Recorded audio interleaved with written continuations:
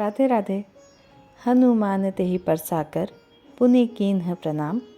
राम काजु कीन्हे बिनु, मोहि कहाँ विश्राम।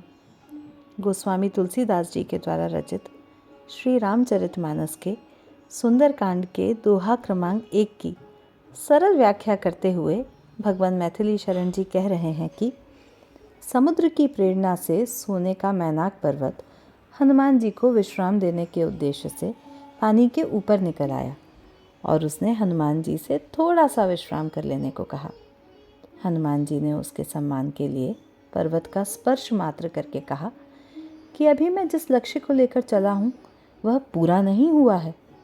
मैं अवश्य ही कभी आपका सहयोग लूँगा, पर जब तक मैं अपने स्वामी श्री राम का वह महान कार्य जो उन्होंने मुझे सौंपा है वह न कर लूँ, तब तक विश्राम करने का कोई तात्पर्य नहीं है। जीवन में परम लक्ष्य की प्राप्ति में अनुकूलता और प्रतिकूलता दोनों के समक्ष रुक जाने में लक्ष्य पूर्ति में बाधा की पूरी संभावना रहती है। जय श्री राम।